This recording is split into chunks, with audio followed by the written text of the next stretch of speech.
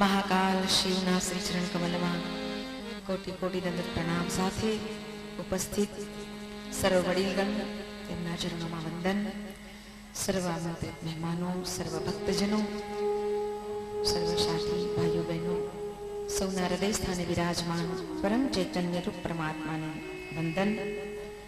આપ સર્વનું વ્યાસપીઠ દ્વારા અભિવાદન સ્વાગત કરતા આજના શિવ સાનિધ્યને પામીને શિવ ભક્તો શિવ ધૂન મચાવી રહ્યા છે, ત્યારે આજે ગગનભેદી અવાજ દરેક શિવાલયોમાં, દરેક નાના મોટા તમામે તમામ શિવાલયોમાં શિવની આરાધના, શિવની પૂજા, શિવ નામના મંત્રનું રટન ચારે બાજુ ગુંજી રહી છે. ત્યારે આજના દિવસે કરેલું એક વખતનું સ્મરણ પણ એ હજારો હજારો ગણું ફળ પ્રદાન કરનાર છે. તેથી સમજદાર વ્યક્તિ બિલકુલ સમય બગાડ્યા વિના ભાવથી નામ સ્મરણ કરશે. અહીંયા બેઠા બેઠા કથા સાંભળીશું ને, પણ અંતરથી તેનું રટન પણ કરજો. આવો આજના એ મહિમાને આત્મસાત કરતા, શિવ સ્મરણ કરતા કરતા આપના અંતઃકરણમાં પણ આ જીવ એ શિવ રૂપને ધારણ કરે, શિવ રૂપ બને, એવી મંગલ ભાવના સાથે આવો શિવજીનું ભાવથી સ્મરણ કરીશું. રોમ રોમમાં શિવત્વ પ્રગટ થાવ, શિવ યાને કલ્યાણ. કદાચ એટલે જ આજે જે ઉપસ્થિત થાય ને એના હાથે પ્રભુ કલ્યાણકારી મંગલ કર્મો સંપન્ન કરાવશે. અમારા અતિથિ વિશેષ પધાર્યા છે, તો વિનંતી કરીએ કે તેઓ પણ વિશેષ રૂપમાં પોતાના હાથે વધુ ને વધુ આવા કલ્યાણકારી મંગલ કર્મો સંપન્ન કરે. શિવ પ્રભુ તેમના ઉપર વિશેષ કૃપા કરે, એવી ભાવના સાથે આવો પરાત્પર શિવને ભગવાન ભોલેનાથ ઋષિને કહે કે હું તમને અખંડ ભક્તિનું અનુદાન પ્રદાન કરું છું. કહેવાયું કે ખૂબ સરસ રીતે સતીના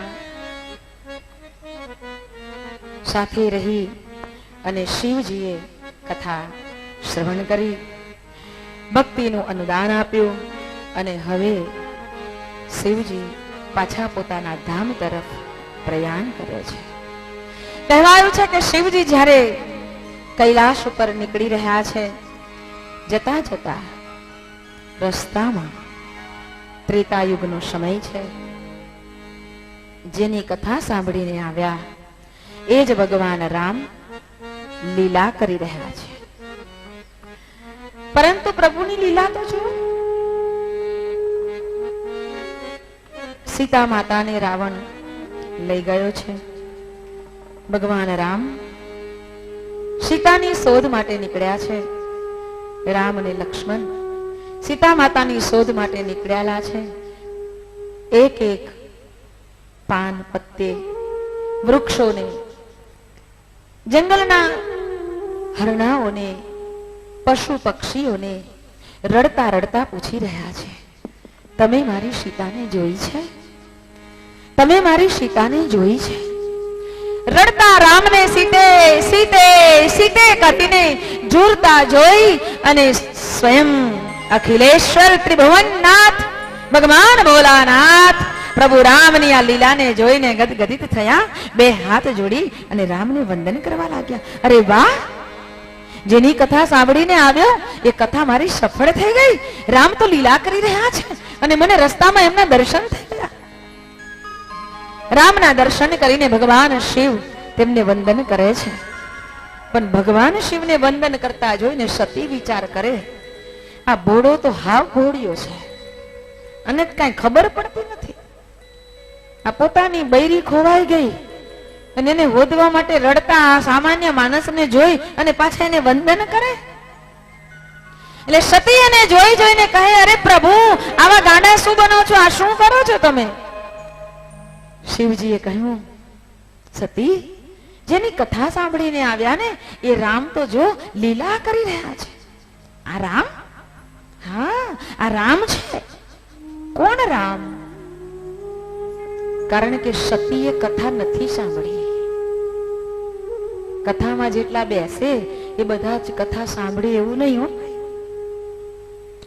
કારણ કે સતી સીતા શિવની સાથે બેઠા હતા, પણ કથા તો માત્ર શિવજીએ સાંભળી હતી, સતીએ નહોતી સાંભળી.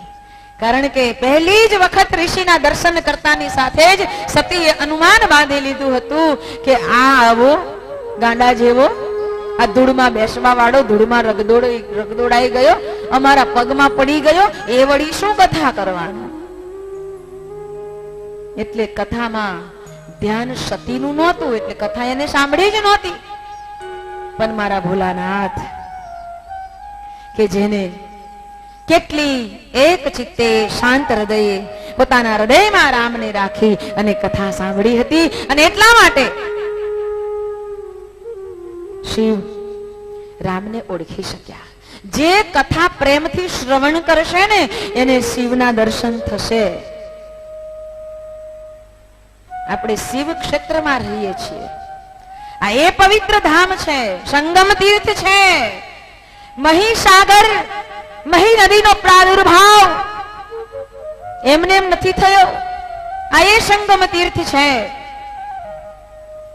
કે જ્યારે ઋષિ સંબર્ત ઋષિ કાશીમાં રહે, અને એ કાશીમાં રહેનારા ઋષિને જ્યારે નારદજીને પૂછવામાં આવ્યું, સનકાદિક ઋષિ મુનિઓએ પૂછ્યું કે પવિત્ર ક્ષેત્ર કયું છે? નારદજીએ કહ્યું મને ખબર નથી. તો ક્યાં જઈએ પૂછવા? તો કે કાશીમાં જાઓ. ઋષિ સંબર્ત દિગંબર અવસ્થામાં ફરી રહ્યા છે, કોઈ ઓળખી શકે એવી સ્થિતિમાં નથી, પણ એને ખબર છે કે કયું ક્ષેત્ર પવિત્ર છે. તો એને કેવી રીતે ઓળખવો? બધાય ત્યાં રહેલા કેટલાય બધા એવા બાવાઓ છે કે જે પોતાને સંવર્ત ઋષિ બતાવી રહ્યા છે, પણ સાચો સંવર્ત ઋષિ ઓળખવો હોય ને તો એ એક જ વખત નગરમાં માગવા આવે છે. એને ઓળખવા માટે જ્યારે કોઈને માંગવા આવતો જુઓ ને તો એના રસ્તામાં એક શબ મૂકી દેજો. એ શબને ઓળંગતો નથી અને પાછો વળી જશે. આ પાછો વળી જાય ને તો સમજી લેવાનું કે સંવર્ત ઋષિ છે. ઋષિ સંવર્તને ઓળખવા માટે સનકાદિક ઋષિ મુનિઓ પહોંચ્યા છે. બધાને જોયા, બધા એવા લાગે કે આ હશે, આ હશે.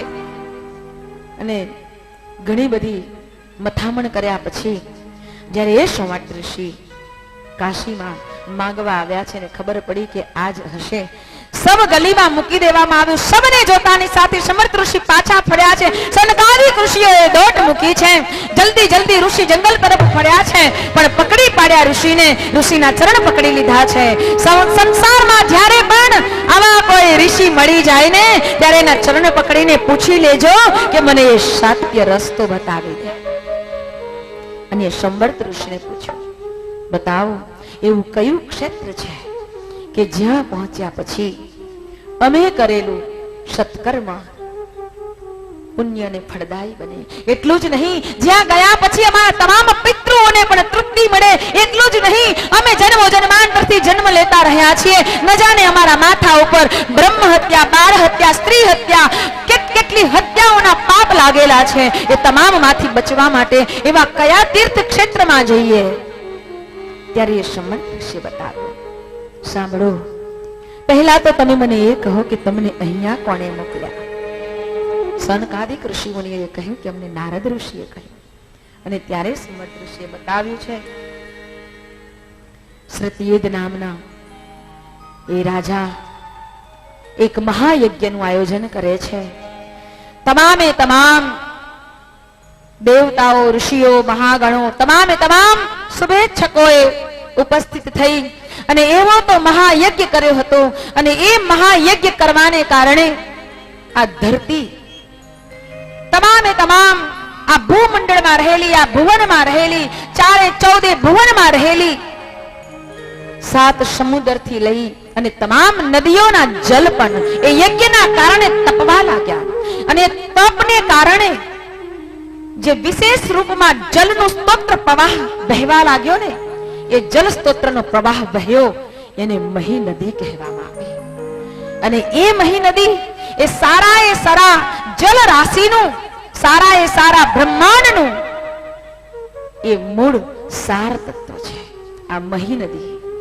અને એ મહી નદીનું જલ જ્યાં સમુદ્રને મળે છે અને જે સંગમ તીર્થ છે એ સંગમ તીર્થ ઉપર જાઓ અને ત્યાં જઈને કરેલું તપ એ તમામ 71 પેઢીઓને તારી દેનારું તપ છે. હે ઋષિઓ, હે ઋષિ પુત્રો, આપ ત્યાં જાઓ અને ત્યાં જઈને તપ કરો.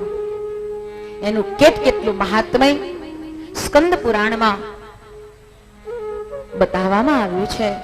અને એ સ્કંદ પુરાણમાં બતાવેલું આ તીર્થના મહાત્મ્યને લઈ અને એ મહાત્મય ભગવાન સદાશિવ સ્તંભેશ્વર દાદાએ આજથી કેટલાય વર્ષો પહેલા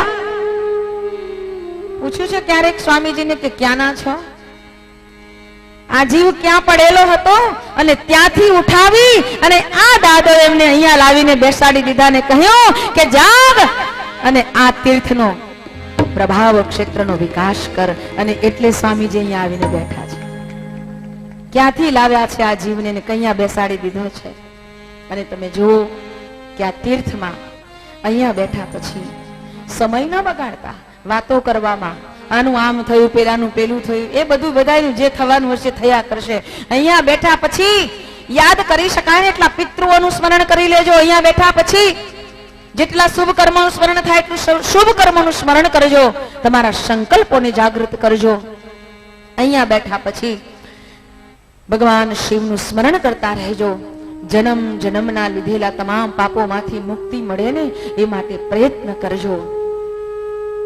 શિવનું સામીપ્ય પ્રાપ્ત કરજો. શિવ કોને ઓળખાય?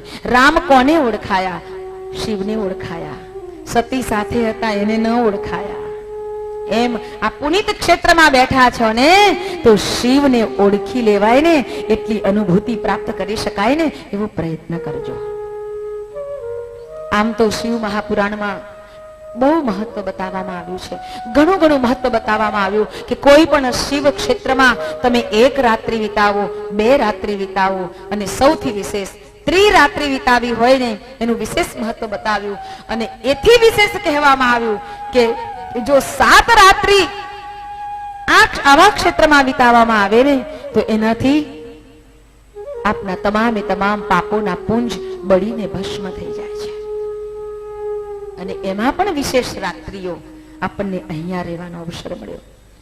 13 વદ 13, 14 અને અમાસ.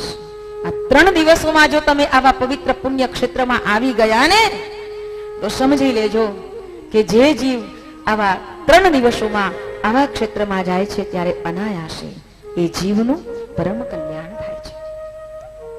શિવે રામને ઓળખ્યા, સતીએ નથી ઓળખ્યા. આપણે સતી જેવા ન રહીએ, આપણે પણ રામને ઓળખી લઈએ એવી અનુભૂતિ આવા પવિત્ર ક્ષેત્રમાં આવ્યા પછી આપણને મળે. શિવે સમજાવ્યું કે સાચું કહું છું સતી, આ રામ છે પણ સતી માનતા નથી. 3 વ્યક્તિ ન માને. 3 વ્યક્તિ ક્યારેય માને નહીં. કોણ ન માને? એક તો પત્નીને કઈ સમજાઈ ગયું હોય તો પતિને ગમે એટલું કે તો પતિ ન માને. અને પતિને સમજાઈ જાય ને પત્નીને સમજાવે તો પત્ની ન માને. એક પત્ની ન માને, પતિ ન માને, પતિ પત્ની. એક પાડોશી ન માને. ગમે એટલું કરો પણ પાડોશી ન માને. પણ મને તો ભોળાનાથની બહુ કૃપા, મારા સદગુરુની બહુ કૃપા, અમારા બધા પાડોશી બહુ સમજી ગયા વાતને. હશે કોઈ એમના જન્મો જન્માંતરના પુણ્ય? હે? બાકી અમે પહેલા આવ્યા ને તો અમારા ગીતાબેન એમ જ કે આ તો કેવા બેન છે, કેવા મંત્ર કરે, ન હોવે ન હોવા દે, ન બેસે ન બેસવા દે. પણ મારો જમણો ને ડાબો એટલે અમારા ગીતાબેન અને અમારા અનસોયાબેન. પીળી સાડી પહેરવાની પણ શરમ લાગે. હે? અને હવે બજારમાં નીકળે ને તો પીળી સાડી જ વધારે પસંદ કરે. મારા ગુરુદેવે એવો રંગ લગાડ્યો. જન્મો જન્માંતરના પુણ્ય ઉદિત થયા અને આ કાર્ય સફળ થયું. એક પાડોશી ન માને અને એક પિતરાઈ ન માને. પિતરાઈ હોય ને એ ન માને. આ 3 કદી કોઈનું ન માને. એટલે તમારે જો સતી પણ ન માન્યું શિવનું. શિવને કહેવા લાગે કે આવા તે કઈ ભગવાન હોય, આ તો કઈ રામ કહેવાય, આ તો રડે છે. પોતાની પત્નીને પણ સાચવી ન શક્યા. અને એને કાંઈ ભગવાન કહેવાય? ત્યારે શિવે કહ્યું તો પછી તમે તપાસ કરો કે ભગવાન છે કે નહીં. તમે તપાસ કરો. અને સતી રામની પરીક્ષા લેવા જાય છે અને શિવ ઝાડ નીચે બેઠા એ તો રામ રામ રામના જપમાં મગ્ન બન્યા છે. અને બાબા કહે, શિવે કહ્યું જો તું ચાલશે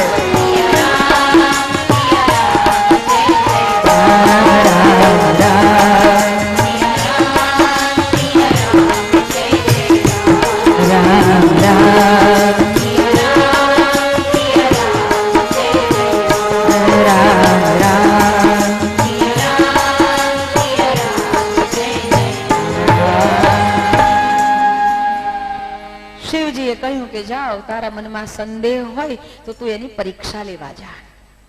દક્ષની પુત્રી હતા ને, દક્ષને તર્ક બહુ હોય, બુદ્ધિ. ભગવાન એ બુદ્ધિથી માપી શકાય એવું તત્વ નથી, એટલે એમાં બુદ્ધિથી કામ ન લેવાય.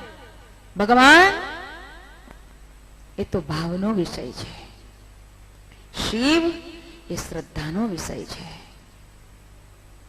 એટલે સતી રામની પરીક્ષા લેવા જાય છે. વિચાર કરે છે કે એની પરીક્ષા લઉં તો કેવી રીતે લઉં. અને આપણને ખબર છે કે સતીએ ઘણો વિચાર કર્યા પછી સીતાનું રૂપ લીધું છે.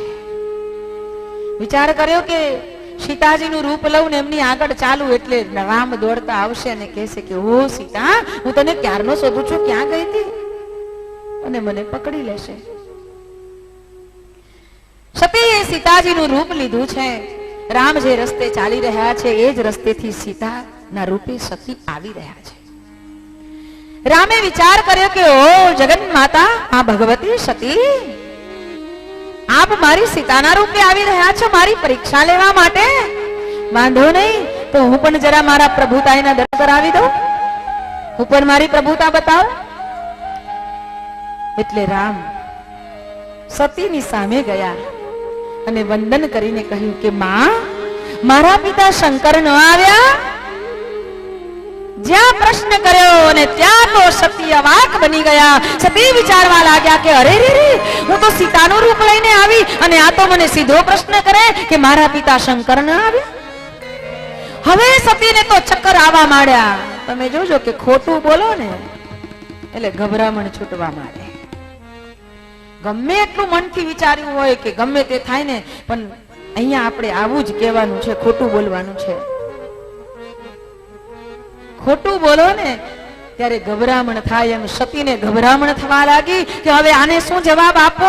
એવું તો કહેવાય નહીં કે હું તો પરીક્ષા લેવા આવી, તારા પિતા તો ત્યાં ઝાડ નીચે બેઠા છે અને હું તો સતી છું, સીતાનું રૂપ લીધું તેવું તમે ઓળખી લીધી. હવે સતીને ચક્કર ચડવા માંડ્યા. સતી વિચાર કરવા લાગ્યા કે ક્યાં જાઉં. સતી આમ ફરે તો એ બાજુ રામ આવતા દેખાય. ભગવાન રામે પોતાની પ્રભુતાઈ બતાવી છે, પ્રભુતાના દર્શન કરાવ્યા. આમ ફરે તો આમ રામ દેખાય, આમ ફરે તો આમ રામ દેખાય. બધી બાજુ ફરે તો રામના જ દર્શન થવા લાગ્યા. હવે સતીને ચક્કર ચડ્યા તો એવા ચડ્યા, સતીને આખું બધું ગોળ ગોળ ફરતું લાગ્યું. માથે હાથ દીધો અને સતી બેસી પડ્યા. આવું કઈ થઈ જાય ને તો એકવાર બેસી જવાનું, માથે હાથ દઈને કે અરે રે, મેં આ શું કર્યું, આટલું ખોટું. હવે સતી વિચાર કરતા રહ્યા કે શું કરું, ક્યાં જાવ.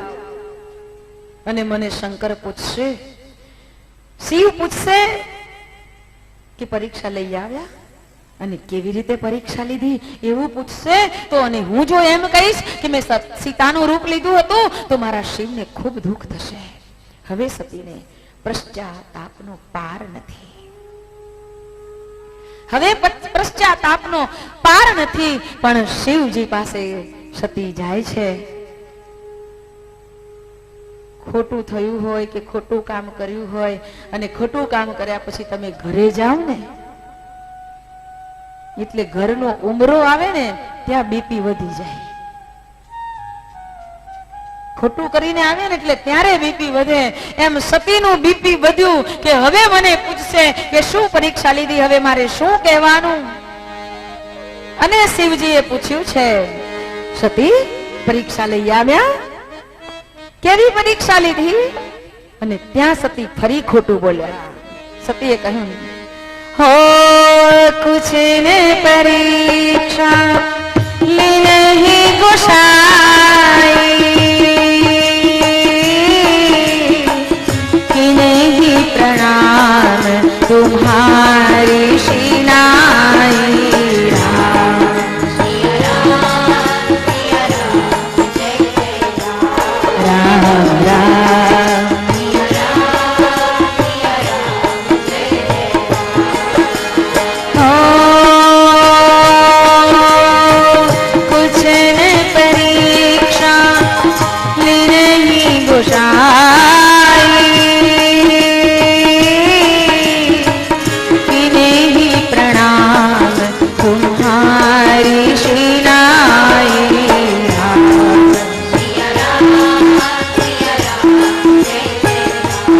राम राम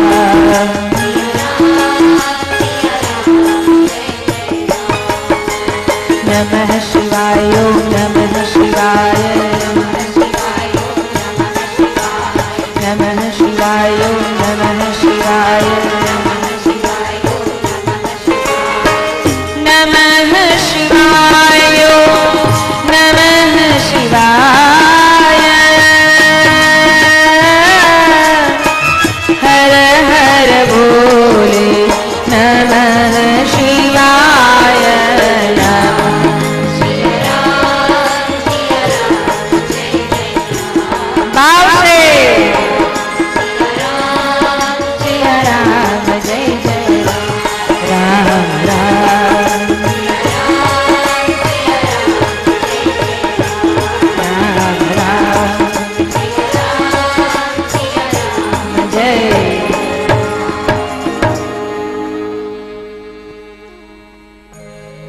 સતીએ કહ્યું કે મેં તો કાંઈ પરીક્ષા નથી લીધી, તમે જેવા પ્રણામ કર્યા ને એવા જ મેં પ્રણામ કર્યા.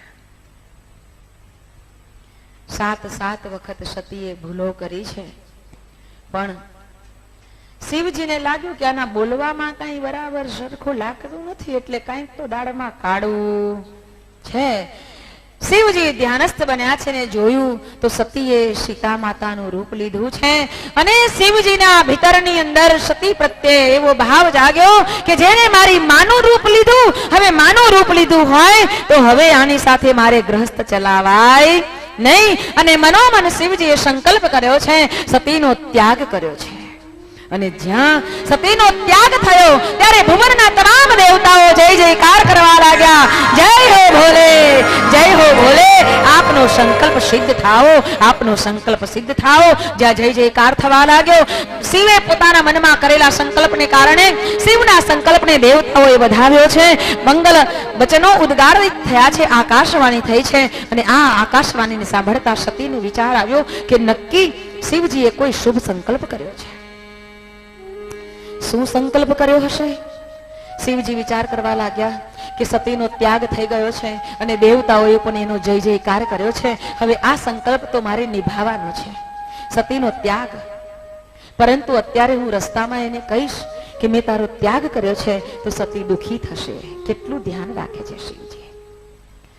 સતીએ ભૂલ કરી છે છતાંય શિવજી તેને લડતા નથી, બોલતા નથી, પણ એમ કહે છે કે અત્યારે હું કહીશ તો એને દુઃખ થશે. કેટલું ધ્યાન છે મારા ભોલાનાથ, આ સતીઓનું ધ્યાન રાખજો. ક્યારેક અમારી માતાઓ ભૂલ કરે ને તો એને પ્રેમથી સમજાવજો, હા, પણ પછી આમ ગુવડ જેવી આંખો કાઢીને ચડી ન જતા. તને કાંઈ ખબર પડે નહીં ને આમ ને તેમ. એને ધીમે રહીને કેજો, સાંભળ, આવું ન કરાય, આમ કરાય.